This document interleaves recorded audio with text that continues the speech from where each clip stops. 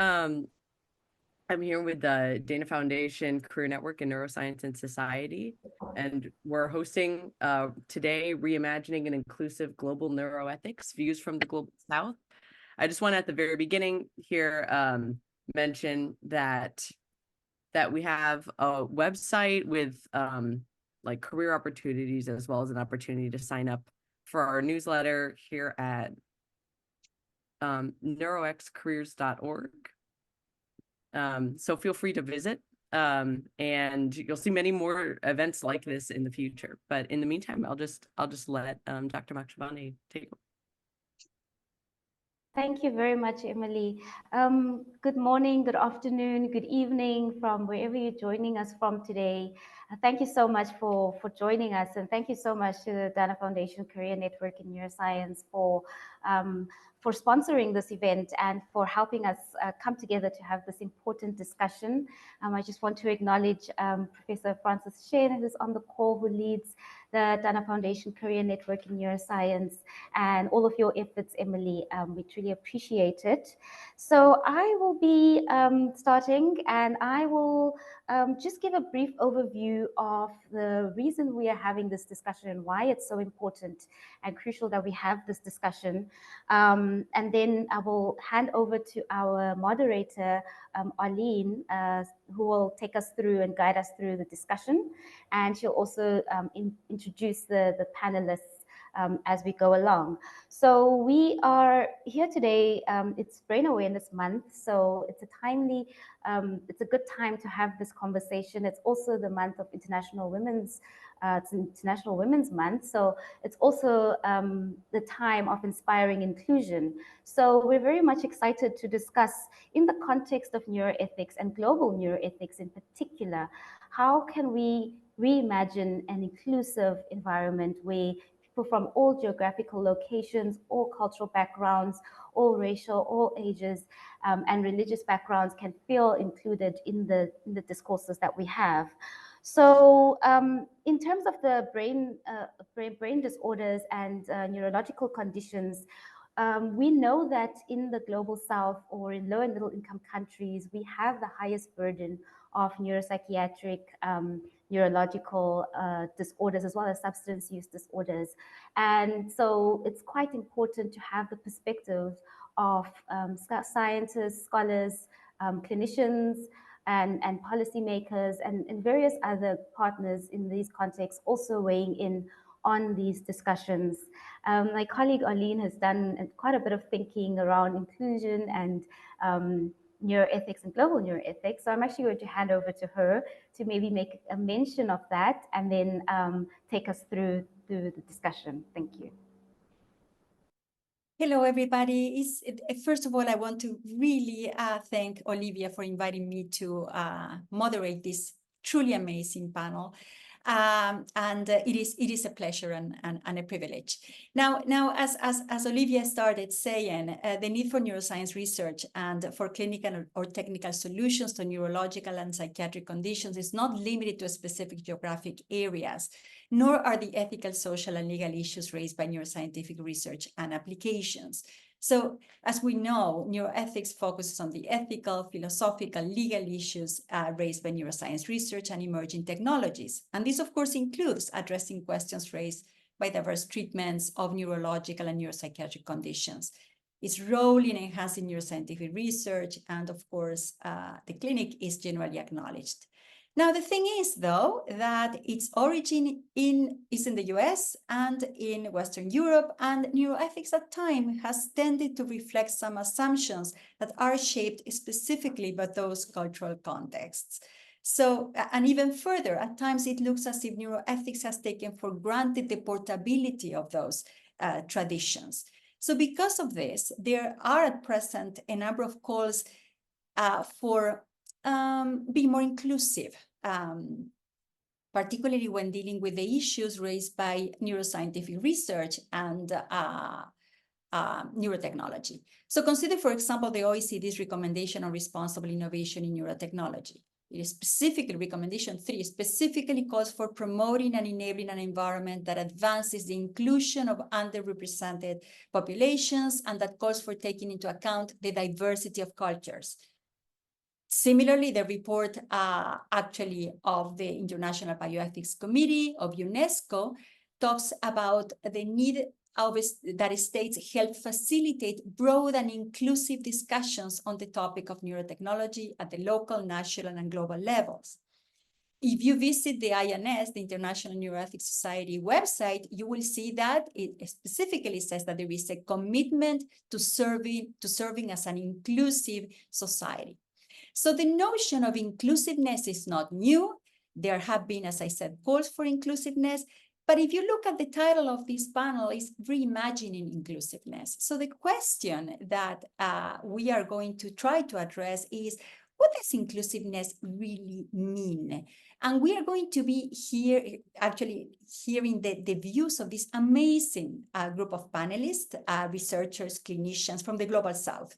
The goal is to better understand, or to begin to understand, because this is just the beginning of many conversations, the notion of inclusivity, and also begin to understand what is the impact of inclusivity on diverse communities. So without further ado, I will start by asking our panelists to tell us a little bit about them, specifically about their background and why they are interested, or they became interested in neuroscience and society.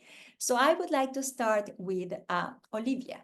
Olivia, can you tell us a little bit about yourself?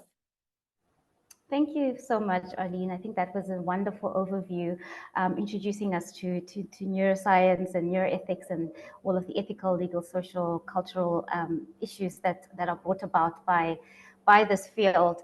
So my interest really started off by being interested in mental health and brain disorders in particular, where I studied psychology because I was very interested in understanding how people experience mental health conditions, and also specifically interested in how different cultural groups in the South African context where I am based, how they actually understand mental health disorders. And I quickly realized that there are various ways in which people describe mental health conditions. The language that is used for mental health conditions is not the same across cultures, and it's really important to think about those things and use an ethical lens to think about the neuroscience and the research that we actually do in the context that we are actually doing it. So it's partly because I was interested in that, and also partly for personal experiences where I've actually identified in my own family, for my own self, how when there is questions around mental health and neurological conditions, we tend to look at both the biomedical and the cultural explanations to get a better, broader idea of what could be happening with not only the individual, but also the family and the society or the community in which that person is embedded. And so this is why I became quite interested, and then pursued bioethics, which I then followed through with neuroethics considerations. Thank you. Great. So, Jashvi, would you like to tell us a little bit about you and your interest in neuroscience and society? Firstly, thanks a lot, Olivia, Arlene, for inviting me to be part of this panel. It's really amazing, and thanks also to the Dana Foundation. So I'm a clinical psychologist with a specialization in neuropsychology by training, and so I think a lot of my early experiences and in my career were really focused on working with individuals and working with the kind of mental, assessment of mental health conditions, helping families understand what a diagnosis meant. And then also, and I've always, my training has been in India. So I was practicing in a government hospital setting where individuals could come from across the country for treatment of mental health, neurological conditions. And it was interesting because I was able to work, it was a teaching come research hospital. And I was able to interact with people from across socioeconomic strata, and you could really see how education influence was impacting the way in which people received information and knowledge. And then very soon after that, I actually moved to working as a psychologist in the corporate setting, in the IT sector, actually. And there, a lot of my informal interactions were with engineers and IT professionals. And they were healthy individuals, not the, who my day-to-day interactions would usually be with. And it was amazing to see the different perspectives and the questions that they would ask me about why I have trained the way I have and what I'm doing with the knowledge that I have. Because at that time, they were really looking at the transition from 2G to 3G technologies. And one of the things that was really interesting was that they were always asking, how can we use this technology to, improve people's lives? How can we make it reach millions of people? And that was really, I think, a very pivotal point in my thinking, because that really broadened the way in which I was looking at the training that I had received to look at, how can we really look at this intersection of neuroscience and society, and how can we start to think about addressing societal inequalities or promoting neuroscience research so that it actually impacts the people for whom we're doing the research. So I think that was just really the change for me. Great. And actually, I would like to know a little bit more I will ask you a little bit more about that. But now let's move on to Eunice. Would you like to tell us a little bit about your background and your interest? Thank you very much, Irene, for the opportunity. Of course, I would like to thank Olivia for inviting me to be part of this very exciting panel. And certainly, thanks to the Dana Foundation for sponsoring it. I come from the discipline of religious studies. I'm a student of religions, specializing in ethics, working at the intersection of African religious ethics and Christian ethics. My interest in ethics emerged as I did my doctoral work. My doctoral research was on gender, youth sexuality, HIV, and the church. I was wondering, what role can the church play to address HIV, gender issues that are part of the problem with HIV. This was in the early 2000s when HIV was at its peak. So I was concerned about young people becoming infected with HIV, and looking at the church as one of the strongest institutions in Africa, I was wondering what the church would do. And as I did my studies, I realized that sexual health is very much of a physiological reality, but it is also psychological. It is also socio-cultural. And I even realized it is spiritual. I actually thought about spiritualism as one of the theories explaining sexual behavior. But now this spiritualism is something, that's what I called it at the time, spiritualism. I wouldn't call it that today, but it has evolved to become spirituality. But now the challenge with spirituality is that you can't put your hands on it. It's very tricky. It's very easy to study the physical, it's very easy even to think about the mental from a psychiatric perspective, even from a psychological perspective. But the spirit, you're like, what is this? What's spirituality? So I got into looking at religion, spirituality, and health. And to date, I'm still seeking to understand. I don't think I've understood anything, but I think it's the exercise of searching that keeps me excited about the subject. I'm also very interested in issues of identity, particularly my own identity. I keep asking myself, who am I? So I am a body, yes, I can see the body. I am mental, I can hear myself think. But what else? What else is there? And I kind of believe there is spirit, and I would like to put my hands on it in one way or the other. Well, I think ethics, as of now, I think ethics is part of spirituality, which is why I'm so interested in the subject of spirituality. So later in my life, I began to study bioethics and did a number of studies around that, but all is in the process of trying to understand how does the mind relate to the spirit? Which one controls which? We know the mind controls the body, the nervous system, to put it in layman's language. It controls the entire body. But what controls the mind? Mm-hmm. I hypothesize that it could be the spirit, but I don't know what to say after that. So I'm seeking for Thank you very much. Thank you. Thank you, Eunice. Now, let's see, Diego, can you tell us a little bit? Yes. Buenos días, desde Cali, Colombia. My name is Diego. I am a researcher and professor at the Center for Studies on Genetics and Law, and also of the Biological Science and Law group of the Universidad Externa de Colombia. Here in Colombia, I also found, and I'm the director of Observatory of Neurolaw and Criminology of the Colombian Association of Criminology, and I am also a member of the Student Postdoc Committee at the International Neuroethics Society. Well, my interest in neuroscience and society began when I was a law student at the External University of Colombia, and I started to develop an interest in the scientific study of human behavior, why people do what they do, why are crimes being committed, what are the neurobiological and environmental reasons behind, for example, deviant behavior. From there, I began researching and publishing in like the neurobiological reasons and the environmental reasons of marginality, poverty, behind psychopathy or personality disorders. Later, I began a real great interest with the problem of free will, the debate between determinism, indeterminism, the neuroscience of free will, the lived type experiments. And I found that the problem of free will, it's so fundamental, so important, because free will is basically what builds philosophical societies of Western societies.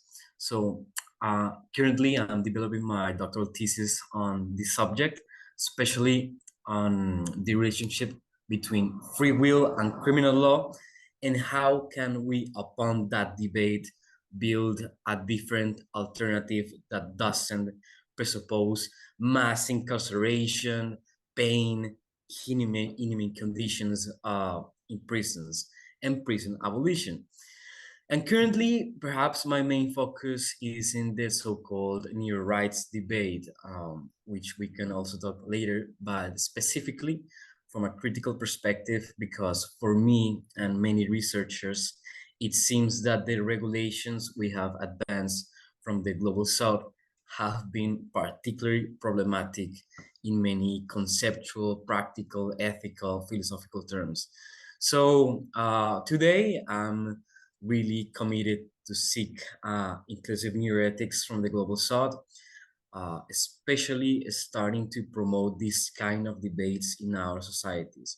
For example, we recently proposed like our first class in the law school on neuro law and new technologies, which is something really weird for law students. And many of them actually chose to see those type of debates. So that's kind of my background. That's where it all began. I'm really happy to be here with you, Arlene, Olivia, and all of you with this debate of neuroethics in the global south. Thank you, Diego. Now, John, tell us a little bit. Mayong adlaw. So good day to everyone. Well, it's 12 midnight here in Australia. So I'm John Viana. So I'm originally from the Philippines, a country with a rich indigenous history that was then colonized by Spain for 300 years, the US and Japan. And I'm actually now based in Australia, a place with a 60,000-year-old or more indigenous culture that was actually dispossessed by European, particularly British colonization. So I'm coming currently from the unceded lands of the Ngunnawal and Ngambri peoples, who are the traditional owners of the land now known as Canberra. So initially I did my bachelor's in molecular biology in the Philippines, and then I did a neuroscience. Well, it's not necessarily human neuroscience research in Europe, where I was like doing behavioral neuroscience, examining attention and fear behavior and circuits in rats and mice.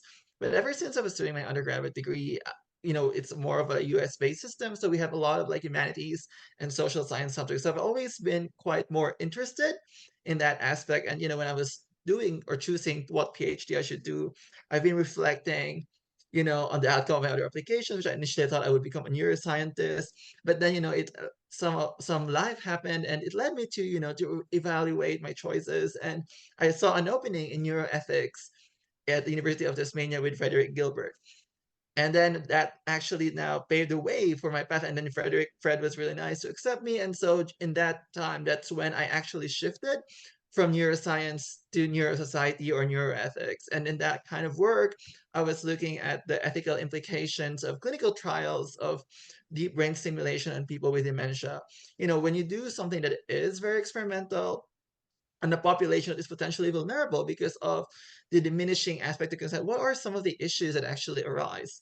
But also, to what extent do we, look at translational challenges when, when we have data from animals and then we have data from humans? So that was basically my initial research in neuroscience society.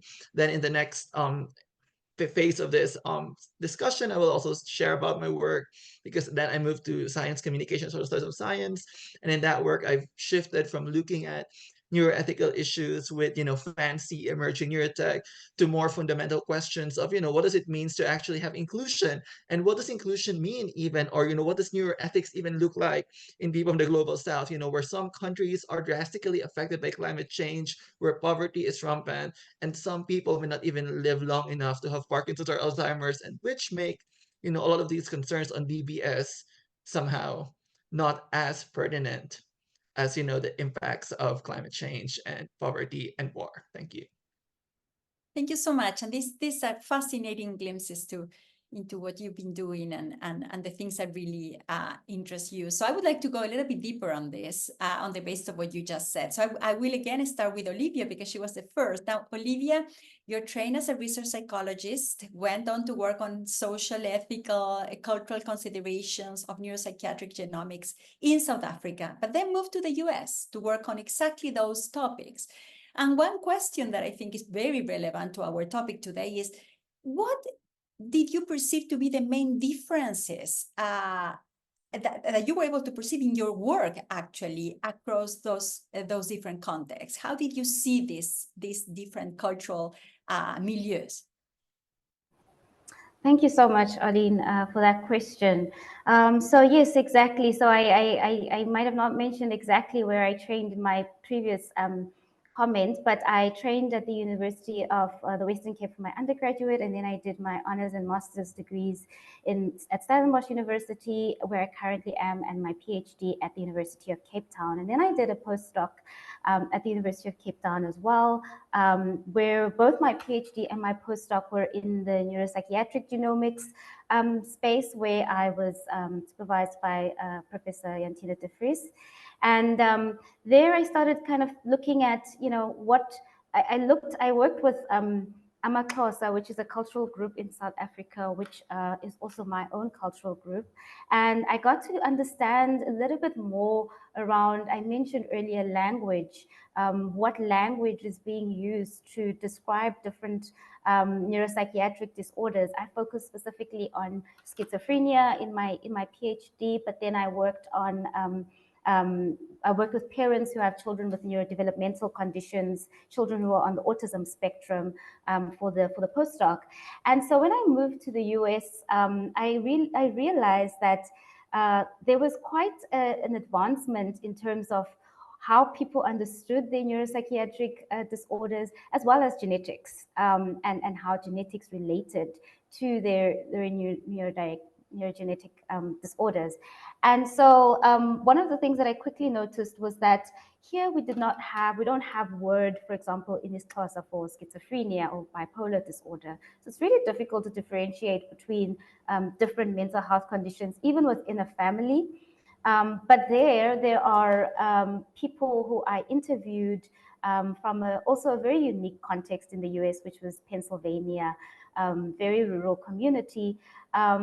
They had a list of conditions that they could tell me about. They could tell me that they had a diagnosis of anxiety, of depression, of schizophrenia, and they could also tell me their parents' diagnosis, and they could tell me their grandparents' diagnosis. So they could go 2, 3, 4 generations back and actually indicate exactly the kinds of conditions from both sides of their families. Most of them, if they knew their parents' lineage. And so that was quite interesting, because then I could understand that the methodologies that are being used for example, methodology of using surveys to even ask people on their ethical views regarding neuropsychiatric genetics or even neurotechnologies that could potentially be used, or easier to implement because people actually had a foundation that they could draw from. But here it becomes quite difficult, and we need to really think quite carefully about the context when we do engage in different methodologies in the research, making sure that people do understand what we're speaking about, but also making sure that we're careful not to inform any harm or cause any kind of increased stigma by introducing labels into different cultures which they don't identify with. And so that's something that I had to pick up quite quickly and tread quite sensitively around. So I'll stop there. But thank you. Fascinating, Olivia. And I imagine that you're also talking in terms of how different communities might be framing the issues. You talked about labels, right? So actually, this leads me to a question for Eunice. Eunice, you were telling that you are a professor of African ethics, and you have explored the concept of personhood in the context of digital mental health with adolescents in Kenya. And of course, the notion of personhood is quite loaded, right? So I wonder whether you can tell us a little bit about how beliefs related to personhood among the youth in Kenya could impact the work on neuroscience and society. Could you tell us a little bit more about how this would impact such work in Kenya? Thank you, Aline.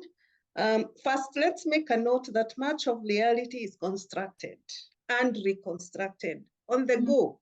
You know, as life happens, reality is being constructed and even reconstructed. Now, the process of reconstruction will vary from one person to another because of their varied experiences, but because of the different processing processes. So in essence, there is nothing like common youth beliefs in Kenya or in Africa or wherever for that matter, or youth attitudes or youth behaviors. So beliefs related to personhood are as varied as there are many youths. And even in one youth, in one person, the beliefs are many and they are constructed and reconstructed all the time. So young people will give you a certain belief depending on the specific situation. But within them, they may have other beliefs that they would pull out for other occasions. I think it's important for us to be quite clear about that, which makes study of personhood or even social studies very, very complex and very difficult to analyze. But by and large, we can still talk generally about youth beliefs, which is what I will really be talking about, even though it is not without quite some bit of hesitation. Well, it's possible because probably they share the same environment, like in Kenya, they are in the 21st century. But remember, Kenya is also very different. There are very different contexts across Kenya. Even in terms of language, we have more than 50 languages in Kenya. And those languages are part of construction of personhood among young people. But anyway, just to try and make it simpler, I'll refer us to a study by Alex Awiti, the Aga Khan University, who occasionally, I think a number of times, he's done youth surveys across East Africa. That's the closest I can get to talking generally about young people in Kenya. I haven't seen youth surveys in Kenya, the kind that we have in East Africa. But going by those surveys and generalizing young people, I would say that they have heavily been influenced by neoliberal capitalism, where we are talking about individualism and consumerism and materialism. So that very often they are thinking about themselves as person, as me, I, myself, as being everything, as being whole on its own, and very often focusing on physical needs, the material needs. You know, many of our young people, of course, would be interested in owning a big car, for example, or a big house, or a lot of money so that they can travel whenever they want. And this worldview definitely interferes a lot with the way they think about themselves and the way they behave. So Awiti will tell us that young people in Kenya, in East Africa, for example, 40% of them, I think it was 40% in Kenya, slightly less in Tanzania and Uganda, and much, much less in Rwanda. But from the look of things, it looks like Kenya is the most capitalistic of Eastern African countries. So in Kenya, about 40% of young people would say that they would give a bribe to access, they would take a bribe from a politician, for example, to vote them in. They see no problem with that, a whole 40%. And that tells you about what they think, even in terms of themselves as persons. But when these surveys ask them about what they value most, it's very exciting, or it was very exciting for me to read that between 75 and 88% of East African youth say that they value faith first. There was a breakdown of faith, Christian, Islam, whatever. But if you think of faith generally, which is an invisible reality, and so huge a population of youth that say they value that, I thought, I should be studying spirituality, because it seems like these people believe in it even when they can't touch it. People believe in it even when they are capitalistic about things, they are thinking about themselves.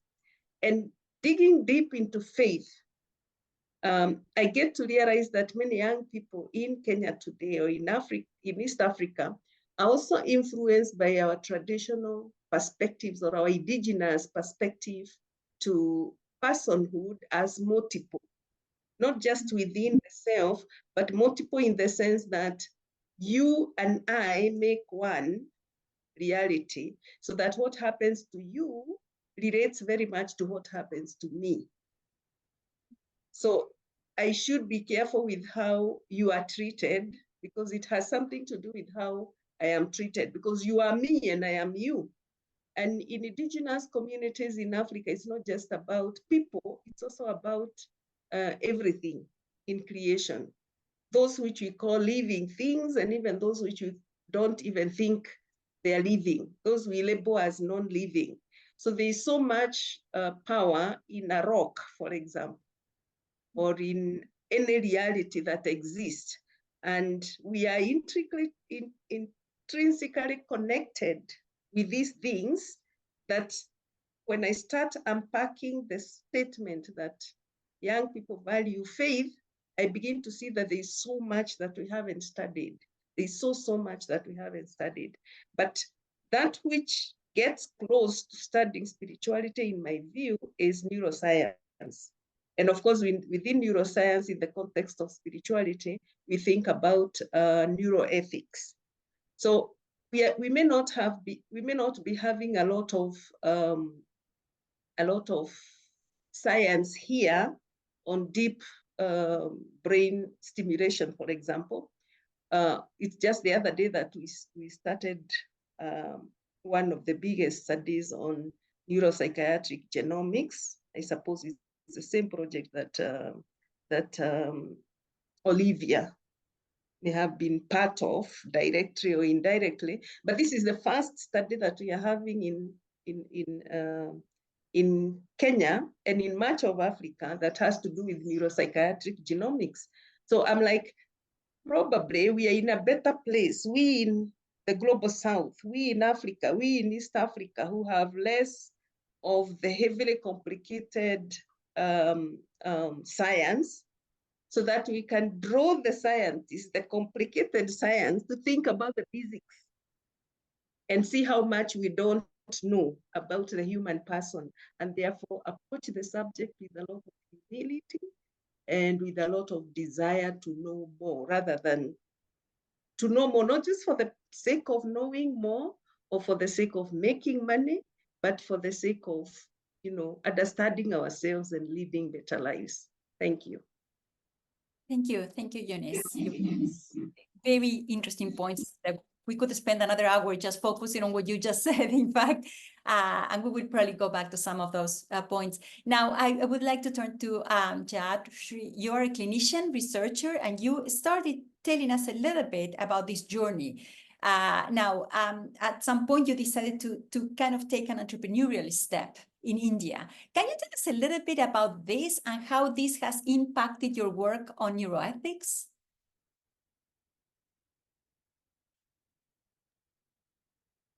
Yes, definitely. Thanks a lot, Arlene. So yeah, my training has been in clinical psychology, as I mentioned, and I trained at the National Institute of Mental Health and Neurosciences in India. And I was practicing as a neuropsychologist, and then I kind of worked as a psychologist in the corporate setting. And it was quite interesting because at the time that we were working, one of the projects that we had started was it was a project to look at how we could improve functioning of in high functioning individuals, so optimize performance in the workforce. And we were trying to use neurofeedback as a part of that. And it was interesting because we were so I came in with a label of a clinical psychologist, and we were interacting with people who were engineers, and they were obviously very well educated, and we were able to have these fantastic discussions. And yet when we were bringing in these concepts to talk about this, what came out from these discussions was a lot of fear, a lot of anxiety about what would happen if someone, if there's something wrong with me, or if there are if there's something that's discovered that I'm not aware of, and we see this when we're looking at there's huge questions around incidental findings, for example, and these were questions that were being asked by people whom, we almost went in with an assumption that they would really understand why we want to use this to help them to improve performance, reduce stress, etc. So it was quite interesting to see that perspective. And again, that was not very different from the kind of experiences that I had whilst I was interacting with people who I was doing, part of my sample for my PhD work, where I'd adapted it was a basic reaction time test, and computerized that. And that was really for a lot of the illiterate people whom I was working with. I had to develop normative data because it didn't exist in India to understand the results of my PhD work. But when people would come in and they would interact for the first time with a computer or sit in front of it, it was very interesting to see the kind of reactions that people would have. And again, there was a lot of fear, anxiety about what would people find. So there wasn't much difference in terms of what you see and the reactions that people would have. But anyways, I mean, I think that it really made me think a lot about why, what do we need to really use neuroscience to help people then? And is it really about increasing awareness? Is it about science communication? Is it about public engagement? And what are the things that we require? So anyways, I think a lot of that kind of influenced my path into research. I started engaging with, as a public health researcher, looking at mental health from a health systems strengthening perspective, and working with international research projects. And one of the things that I started to hear there, we were working on projects that were basically looking at early detection of neurodevelopmental disorders in community settings. So at that point in my career, it was really taking the neuroscience into the community. And what we were hearing when we were going there doing data collection was families saying, but if there's a problem, what do we do then? And the questions then became about access. And I think I kind of took on this entrepreneurial journey, but partly out of I think it's a personal ethical and moral dilemma, because I was a trained clinician, and then in every conversation that we had, every research publication, I'm starting out with saying that there is a treatment gap in India, which is, to the tune of above 80%. And I'm actually contributing to that. So I took on an entrepreneurial journey to set up an organization which provides services for mental health and elder care. And the focus of the organization at the time was dementia, because that was it was an area that people were not talking about that much. And we have a huge aging population in India, and primarily the care was family oriented initially. There's a lot of societal change, structural change. There remains a huge treatment gap. And I think a lot of those kind of questions now influence the work that I'm doing in terms of, healthcare, the healthcare equity lens in the work, and also trying to understand how we can actually incorporate the local perspectives in different contexts. India is a hugely diverse country. So, you will have segments of the society which are very much like any high income country. There will be sections of the society which are very different. And it's really about trying to understand how to develop innovative solutions that could address these varied contexts. And I think that's really one of the things that's been underlying the kind of work that I've been doing more recently. Excellent. Thank you, Yashri. Now let's go to John. You were telling us that you went from neuroscience to neuroethics to science communication to social studies of science. And I wonder, how did this influence your research interest on racial equity in brain and mental health, on epistemic justice, in neuroethics? To what extent do you feel that those different steps you took to get here have influenced your work?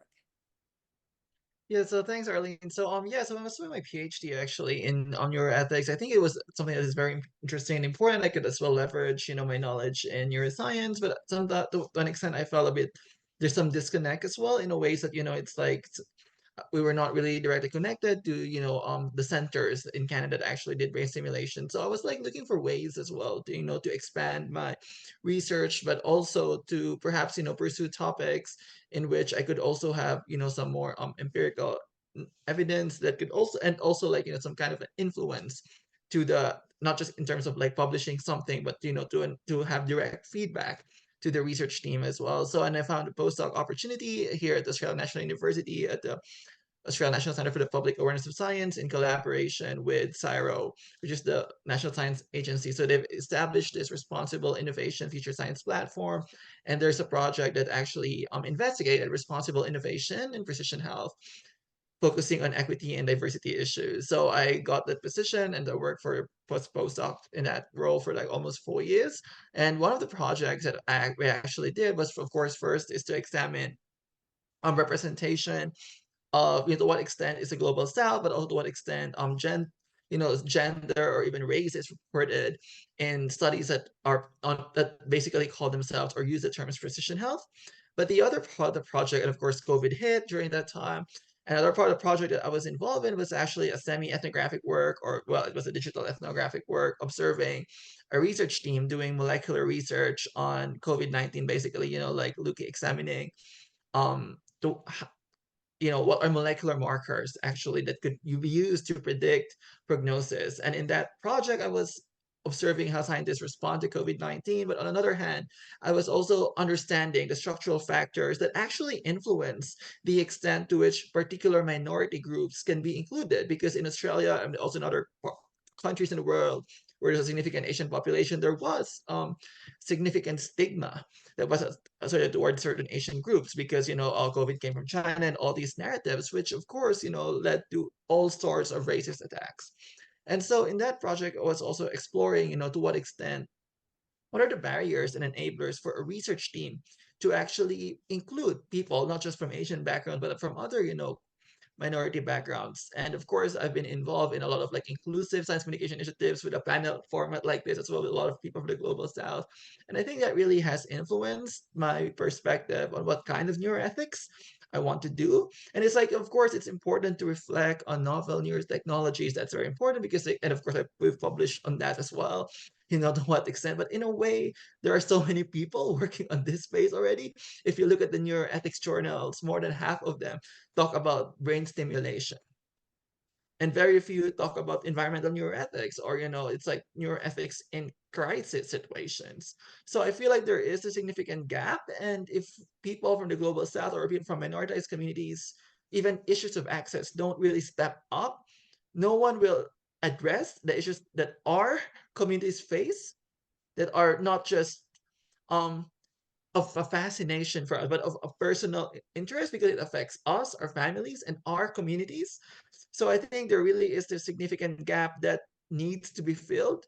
And then, so yeah, I applied for this 3-year project, and starting October, I will be working on anti-racist neuroethics, examining racial inclusion in Australian research on stroke, on PTSD, on anxiety, and dementia. Understanding who has been involved in research, to what extent patient engagement has been performed, and also what are the structural barriers and enablers, because everyone says, oh, let's be more inclusive and diverse, but to what extent does those broad brush recommendations actually meet the practicalities and the resourcing of laboratories to even include people from minority backgrounds? And hopefully in the future, I would also extend this research to the global south towards understanding, how do we have equitable partnerships in ways that are not extractive and are ways that are capacity building. Thank you. Thank you so much. And we will address or try to address that a little bit later. So finally, Diego, you mentioned before the issue of neuro rights, which is such a hot topic right now. And you also mentioned the issue of neuro rights in the Latin American context. I wonder, do you think that the Latin American experience with neuro rights can offer any specific lessons? What do you think could be taken as a point to consider when it comes to neuro rights in the rest of the world? Yes, for sure. Many lessons could be drawn upon what has happened in Latin America with neuro rights.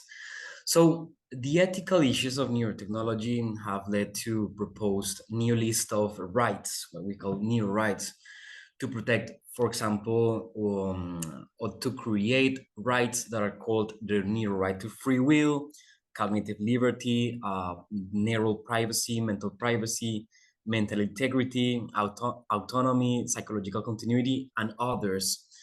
The initial proposal was brought by Marcelo Yenca and Roberto Andorno.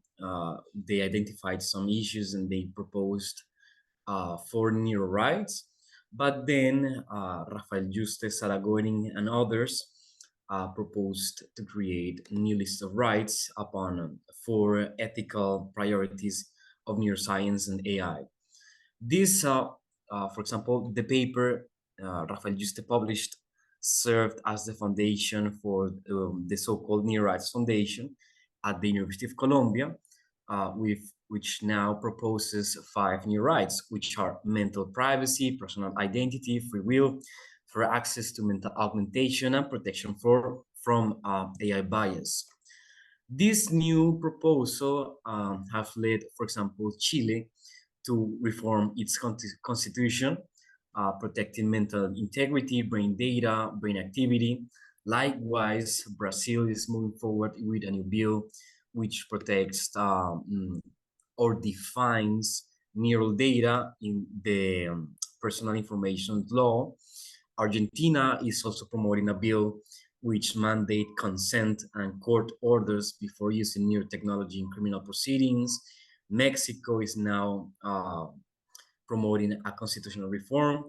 Also, at the regional level, for example, the Organization of American States has in 2021 issued a declaration with some recommendations, and that was followed with a declaration of Inter-American Principles on Neuroscience and Human Rights that was approved in 2023.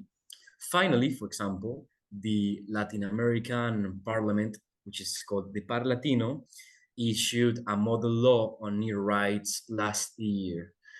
But unfortunately, we believe that, and as we have expressed in various papers and publications, that despite Latin America being the leader in legislation of neuro rights, we think that we have done it so poorly and with very problematic issues.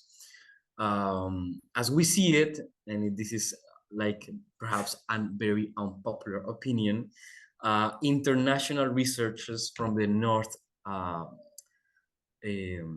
so from the global north, came to countries of Latin America and said to our legislators and our regulators that basically we're going to have a dystopian future if we do not incorporate new list of rights. And as we see it, basically, our legislators started to approve reforms without the necessary care to protect the citizens of Latin America, without really scholar debates, without academic deliberation. And now we have in Latin America a very wide array of regulations that were made basically without significant major academic debates, containing major issues, conceptual issues, practical issues, ethical issues, financial issues. Um, for example, conceptual issues regarding the so-called need right to free will. What does that mean instead of being basically the right to consent and the freedom rights, for example. We also face significant ethical and financial problems upon what's called the right to equal access to mental augmentation. Because if you create that right in a constitution, basically you're creating entitlement rights and uh, prestational rights that require financial burdens to state. If you add an article in your constitution that says tomorrow your citizens have the right to equal access to mental augmentation or to enhancement new technologies, basically you're creating a financial burden for states regarding technologies that do not have clinical nor therapeutic purposes nor purposes of public health, for example, but are more similar to recreative technologies or enhancement technologies with perhaps transhumanist proposals, for example.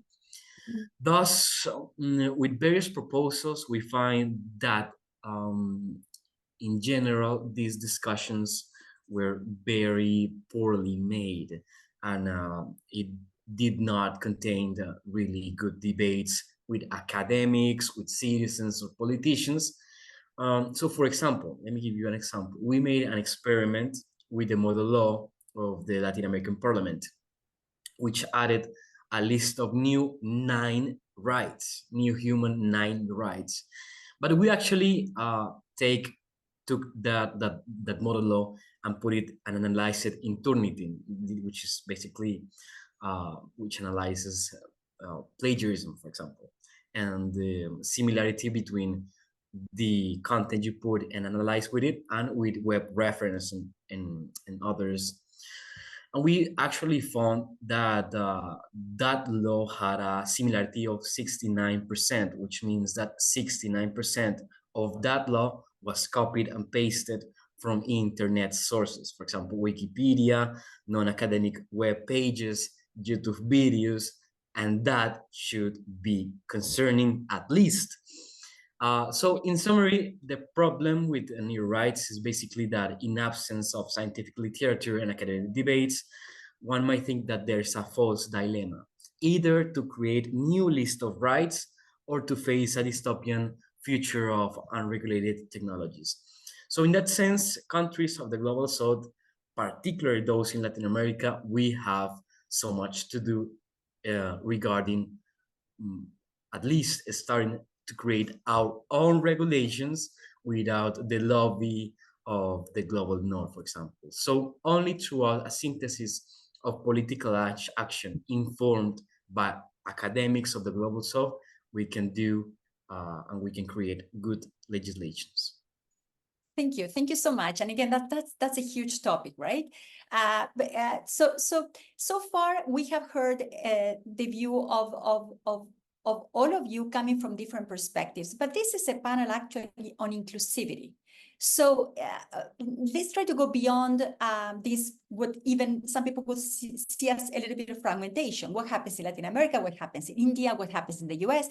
What is an inclusive neuroethics to you? What does an inclusive neuroethics require? How do we put all the pieces of the puzzle together? So that's the key concern. And let's try to advance in that direction. So John, for you, what is an inclusive neuroethics? If you can briefly explain.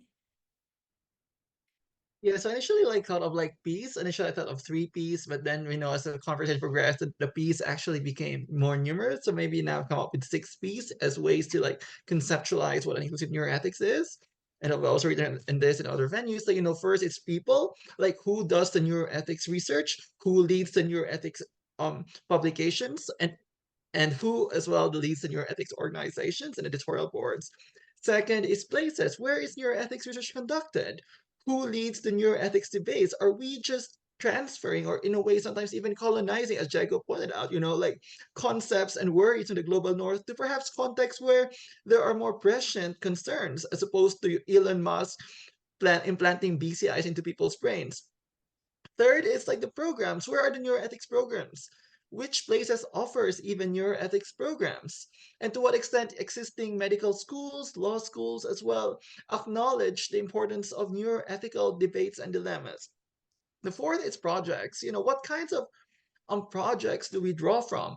Or do we actually conduct? You know, are we all just fascinated on novel neurotech, which is of course important in some jurisdictions? Or do we also fundamentally address, you know, like issues that, as Jayashri pointed out, you know, it's like, well, if you diagnose people and there's no access to treatment and care, is that even ethical? Or, you know, you just give people diagnosis for them to worry about, but then there's no clear infrastructure to even provide care and support, especially for something like, you know, neurodevelopment disorder requires in a way more longer term management. The fifth is perspectives. You know, when we theorize or we conceptualize things, which perspectives do we draw from? You know, when, and who do we cite even? So it's just going beyond, you know, our epistemologies, but also our citational practices. You know, for instance, we've raised in some venues, you know, with Eastern bioethics, you know, Buddhist teachings, the Karaka Samhita, Ayurvedic principles have, and Confucian teachings have guided medical practice for years. Yet, you know, in order for you to be a bioethicist, you need to be proficient in the four principles or canons, which is of course important. But, you know, if we keep on thinking that bioethics or the legitimacy of particular frameworks only applies when it's coming from the West, then I think that is deeply problematic. And finally, bring them all as a priorities. What problems do we ask? What questions do we even think about? And how do we translate these questions into action? So I think in terms of what kinds of neuroethics research we do, I think an inclusive neuroethics asks us to interrogate who does the neuroethics research and whose perspectives are privileged and whose perspectives are marginalized, and what are the concrete steps we need to do in order to overcome those epistemic and practical marginalizations of minority communities, of people from the global south, in, you know, leading the field, but also in setting an agenda. Thank you. Perfect. Thank you so much. Eunice, what is an inclusive neuroethics for you? Thank you very much, Eileen. It's very difficult to talk after John has spoken because he's been very exhaustive, talking about the different P's. So I'll say the same thing in a different way. I'll say inclusive neuroethics is about being careful about what we are doing, where we are doing it, how we are doing it, who we are doing it with, and what we are doing it with, and why. And for me, the big question there is the why. Why are we doing it? Why are we doing neuroscience? Why are we doing neuroethics? And I'm thinking that maybe we need to go back to the basics and talk about world views, because world view is the basis of every thinking. If I'm doing neuroscience, for example, and my worldview is that everything is about me and or about human persons only, then my science will be limited to that perspective. And yet we need to listen to all perspectives. So I like to think of inclusive neuroethics as trans everything, transdisciplinary, trans regions, trans person, trans things, live or not live. It's about everything. There's a theologian from Indianapolis called John, what's his name?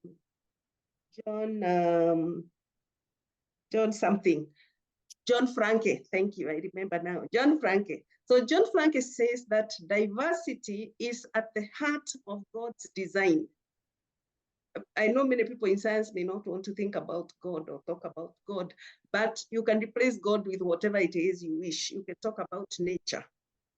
it would be safe to talk about nature perhaps. But diversity is at the core of nature's design. When you look at anything in nature, it is very diverse. Human beings are diverse. It's not just human species, there are animal species, there are plant species. Even plants are so multiple. Even the same species of plants are multiple. So diversity is not an accident. Diversity is not the wrong thing. Diversity is actually at the core of nature's design. So unless we are able to deal with things in their diversities and address all the diversities, I'm afraid we are not making it anywhere. We may be very scientifically advanced, but we need to go back to the basics and ask ourselves, who are we? What is the world within which we are living? And what is our place in that world as human beings? What we are doing and how we are doing it, is it advancing diversity? Or is it suppressing and trying to make everything the same? Because then we'll be going against nature. Thank you. Thank you, Eunice. Now I wonder, in this inclusive neuroethics that John and Eunice so compellingly described, what should be the values that should ground this inclusive neuroethics? And I wonder whether Yashvi might want to address this question of values in an inclusive neuroethics. No, thank you, Arlene. I think John and Eunice really kind of like spoke so beautifully about the reason why we need to have an inclusive neuroethics. And I think one of the key values to encourage inclusivity is really respect for diversity. I mean, the respect is an absolutely core value that should be at the center of this, because there are so many differences in context, and what I think a lot of what we've been discussing is the need for a greater inclusion of diversity across different contexts, diverse perspectives. At least in India, I think even if we ask who is a neuroethicist or who could do research in neuroethics, what are the people doing research in these areas, you may not have a defined area or field of neuroethics, but that does not mean that there isn't research which is already being carried out or people are not thinking about this. In fact, there are people who immediately identify with the work that is being carried out in the field of neuroethics, but may not call themselves a neuroethicist. So I think there has to be that respect for diversity, at the core, and really ensuring not just within the field, but also in terms of the kind of individuals that we reach out to and who should be at the table to really share their opinions and perspectives. So again, really, I think another value I would really think about is empowerment, because otherwise neuroethics, again, it's an academic field. It sometimes may, I'm personally interested in how we can apply this in society. And it's great to have discussions amongst academics or people who are scholars in the area. But it's in order to invite people from the community to share their perspectives, in certain contexts, they need to be empowered to kind of offer those perspectives. And I think there are several cultural nuances that we could, that would be another discussion, but we need to take into consideration in order to do that. And I think that really requires cultural sensitivity as another core value, because there are these diverse norms, values, different worldviews about different things. And I think that those aspects really need to determine the research priorities in a sense, rather than have this being determined in a very top-down way, or, what is the area? I mean, a lot of research is ultimately defined by where the funding is, or what is so-called trending in the research area. And I think that, my own work with Neurogene, we've seen that sometimes differs from what people actually want as a focus. And then again, I think another value would really be, I can't emphasize enough on the importance of community engagement and participation, because I think when we're talking about the intersection of neuroscience and society, we need to involve society in all these pursuits. So I think I'll just stop there. Thank you very much. You talked about empowerment, and actually, I think that this is something that we can discuss further. And I will connect my question to a question from the audience here. The question is, how do we incorporate neuroethics education into the curriculum in universities in the Global South, considering neurotechnologies will be a part of the future? So that's the question. How do we incorporate neuroethics education into the curriculum of universities? But then what I was thinking and I wonder whether we can kind of connect that as well, or I would like to kind of add to that question. How do we incorporate neuroethics into the education in such a way that in the future, neuroethics, we do not do neuroethics washing and culture washing and diversity washing. I think there is so much of a tendency to want to train people so later on they can say, oh, I have the training, but that doesn't necessarily mean that they have the type of cultural sensitivity or that they feel the type of empowerment that you are discussing. So I would like to kind of add to the question. And again, the question is probably the first question I would like to address from the audience is, how do we incorporate neuroethics education into the curriculum of universities? That's the first question. And then I would like to also tell me a little bit, how do you think we can do that in such a way that people are truly trained? We have the capacity, or how do we do capacity building? So this is not just the token, oh, I took my ethics course in university. So who would like to address this first question about curriculum? I can jump in here, if that's okay. That's such a brilliant question, and I'm so thankful that we have this question on the table at the moment. So I think it actually links quite nicely to the previous discussion around the context around doing community engagement. My fundamental thing that I keep coming back to is we ask people. We ask them, what are the best ways in which we can incorporate neuroethics in that particular context. For example, one of the things that we often talk about in research and even thinking in the context of community engagement is co-creation. How do we co-create, design neuroscience modules and programs in a way that it integrates neuroethics? But we don't do that in silos. We don't do that as academics ourselves, or we don't transport that from another university in the United States and we just apply it here in South Africa or in any other context in the global south. But we really ask people what are the values, what are the best ways of learning in this context, especially when it comes to ethical matters, which aren't very clear cut and some can be a little bit abstract. Like I mentioned earlier on, the technologies, the language that we use is quite complex already. And so when people have been trained in a particular way, like the basic sciences, like neurosciences, for instance, how do we do what John did and actually start incorporating, social sciences, science communication, community engagement, and we co-create that. So I think we should also not be too afraid of not being the experts, but actually realizing that we have a lot to learn from the context, from students themselves, because they will actually also have some input to provide there. So I just want to also put it back to the person who asked that question. If they have any suggestions, they can also pop it into the chat, because I think this is a conversation that we're all having, and it's not really about who's the expert and who knows what's best for people across different contexts. So thank you. Excellent. Now we have time for 3 short comments. That is, John wants to comment, and then Diego, and then Yashri as well. Yes. So John. I think also just very brief comment. So I think just for one on cultural competence, I think it's important to be more culturally humble than culturally competent, because we can never assume that people can be competent in one culture just by actually, reading a textbook, for instance. But that's just sideline. The second, I think important is that neuroethics has to be grounded and relatable.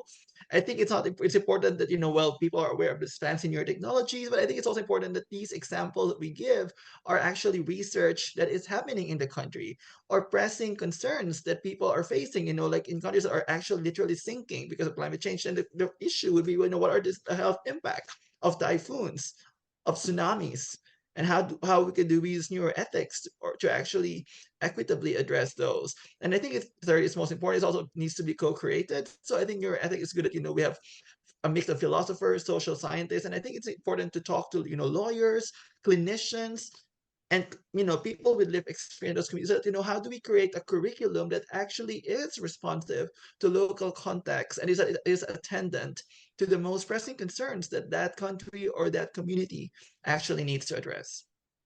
Perfect. Briefly, Diego? Yes, so regarding the question of how we could incorporate neuroethics in our curriculums, well, our experience at the Universidad Externa de Colombia, it's very interesting because we actually started with a research group with undergrad students, and we basically said, here you're free to choose what you want to do. Here you're free to choose your topics, your research topics. And then upon those research group, we then promote a specific class that lasts a year that the students could choose. And 17 or 18 students from law school, which is something really weird, chose to train in neuroethics, in neurolaw, in neuroscience, and AI. So if you're a researcher or a professor in a global South university, try to take the initiative to promote this type of courses and classes, because in my experience, it's a really rewarding experience to do so. Perfect. Yashri? I think it's really important to use methodologies that apply in the context that you're using. And I love the notion of using co-creation to develop training courses, and also think about who needs to be trained. Because again, to think of, should we be adding new courses in universities? Is that going to kind of then just institutionalize neuroethics more, or are we really talking about kind of applying it more widely? And I'll share a link to this paper in the chat, but I just wanted to mention some work that we're doing with Eric Racine, and we're talking about a living ethics, and it's a stance or a position really that can be taken within a given context, or as like a vantage point from which knowledge is generated and used. But the essence is really on using knowledge which is practical and makes sense in the context in which it's being used. And I think it's just a very nice position to direct how we can think about ethics. And I think that I'll share that paper in the link as well.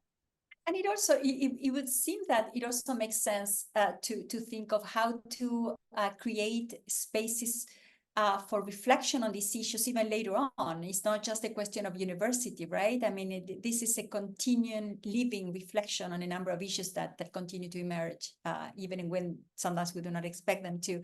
So there's a second question: how can neuroscience enhance diversity? I wonder who would like to take this one. Can neuroscience enhance diversity? How would that be? John? Yeah, so I would like to draw as well on some work of our neuroethics colleague Jasmine Kwasa, who's actually done some extensive research on to what extent particular tools in neuroscience actually do not apply to people with like curly and coarse hair, which of course excludes greater a huge segment of populations of particular ethnic or racial groups. And I think it really is important that we also interrogate the tools that we use in neuroscience, and not just seeing neuroscience, as a savior of all. And I think it's also important, when we think of to what extent can it enhance diversity, maybe we also, to what extent can neuroscience be made more diverse? And, as well as, which bodies are represented in the knowledge that we actually generate. So one big issue of neuroscience as well is that, well, a lot of the EEG tool that you need to use actually need to be put on someone's hair. But what if someone has a headscarf? Then, I think we need to ask whether certain research should be pursued, but also if people want to be part of research, how could we instigate either technological or methodological adaptation so that we could do neuroscience that is more inclusive of different bodies and different cultures? We have time for only one more question before we close, before I ask you the final question. So let's see from the audience. Are the neuro rights mentioned in the academy? Do the neuro rights mentioned in the academies represent the cultural nuances of each region? So as you all know, there is this big discussion on neuro rights, and the question here is to what extent the whole discussion on neuro rights really captures the cultural context of each region in which they are intended to be applied. So briefly, Diego, yes. Perhaps today is not. We don't really take into account the cultural nuances of each region when legislating. But very briefly, there's a really good paper from Herrera Ferra et al., Jose Muñoz, Humberto Nicolini, Garbin, Victor, which are Global South researchers that published a paper that's called Contextual and Cultural Perspective on Your Rights, Reflection Towards International Consensus, that I will be putting in the chat. So yeah, we need perhaps to reflect on how are we legislating, and if those initiatives that come from the global north really are representative of what we want in our region. So I'll leave that in the chat. Thank you very much. Okay, let's see. I was trying to see whether there is another question. I can see one. So let me ask you a final question, if you wish, and I would like to hear from all of you on this. We all agree that an inclusive neuroethics is valuable, and we all agree that actions need to be taken. How do you think can academics, scientists, policymakers, clinicians, both in the global south and in the global north, work together towards making neuroethics more inclusive, towards approaching the issues raised by neuroscience research and emerging neurotechnologies much more culturally aware and diversity aware than it? And again, I'm not talking about what we can do or what you can do from your perspective, but rather what can we all do together? What would you recommend? So let's start by Olivia. What do you think? Thank you. That's quite a big question, Arlene. But I think we start off by when we do come together in these discussions and in these spaces, in these international neuroethics discussions, we need to consider the contextual and the cultural considerations. I think sometimes we shy away from doing that because we think it kind of makes things a little bit more complicated. But I think that doesn't serve us. I think it is important for us to consider the contextual and the cultural considerations in our discussions. And things like, for example, spirituality, which is a very important element of human nature for most, if not all people, and other beings, is something that also should be considered, as Eunice said. And then meeting people where they are. So I think that it was John who mentioned this, but where do we hold these meetings? Do we want to have meetings in the global south where maybe we can actually have more representation of people from those regions? Because it's incredibly expensive to travel to high income countries to hold meetings, but there are also other barriers. Again, a word that John mentioned, which relate to visas, for instance, for a lot of people gaining access to be able to even participate in discussions. So I think being quite careful and thinking quite critically about the different partners that we want to include in these discussions, how do we meet them where they are? Is a forum like this one way that we can meet people where they are? Considering that we also know and we acknowledge that there are a lot of people who don't have smartphones, for instance, or even laptops in the global south. I mean, that's not a top priority. And so how do we get those people's perspectives, because they matter as well? How do we think about that and bring it forward in our own work? And then also, finally, just think about how our own work promotes social justice actively. How can we make sure that in the quest of making sure that the neuroscience that we do is of benefit to society, one of the core values that we incorporate is social justice, and think about how our work influences social justice. So thank you. Thank you so much. Diego, what do you think we can do all together to make neuroethics more inclusive? Well, additionally with what has been said, I think we first need to be creative in our solutions. And I don't want to give like magic formulas, but to encourage every researcher, every professor, every citizen interested in the ethical issues of neuroscience and all the legal implications of neuroscience to be creative of what we could do upon our an inclusive neuroethics in the global south. Something we're currently doing, for example, upon some research networks, we are building our research network in neurolaw and neuroethics in Latin America and Ibero-America, because we want our own space to give or to raise our voices of what does it mean to do neuroethics and neurolaw in the global south. So that it's what our main purpose is, but I think we all should be creative in the solutions of what an inclusive neuroethics really means. Thank you. John, what do you propose? I think I have like 4 very quick suggestions. First, it's like cross-disciplinary learning. I mean, there's a lot of like movements in inclusive neuroethics. Even STEM actually has a very good inclusivity and diversity and equity plans. And just because we're doing ethics doesn't mean that, we can also learn from STEM actually, from what they're doing in terms of increasing equity in STEM, and perhaps apply it to our own field. And so, science communication has done so much work on inclusive psych, or we started to gain much work. So I think we could learn. Second is, I think it's also important to for advocacy, to really advocate for, for more global South voices to be represented, but also to relegate power when it's time. It's not, we always need to think about, who probably, it's time for some voices to be heard more than others, because and as journal editors, or as peer reviewers, or as those who organize conferences, we perhaps need to give power to perhaps those who have traditionally not just been underrepresented but uninvited.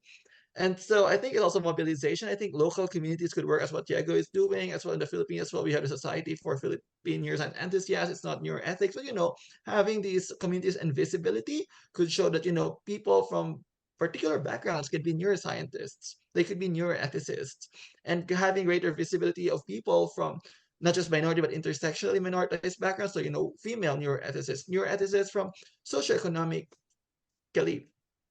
challenged positions, perhaps backgrounds. I think it's important. And finally, I think it's also embedding. I think as neuroethicists, we probably also have to do the labor that we probably need to exert more effort, not just to write, but to embed in neuroscience projects, that we could exert more influence. And that could be very tricky with all the politics of scientific research. But I think at some point, if we want change, then we have to work for it. Thank you. Thank you so much. Yashwi, your view on this?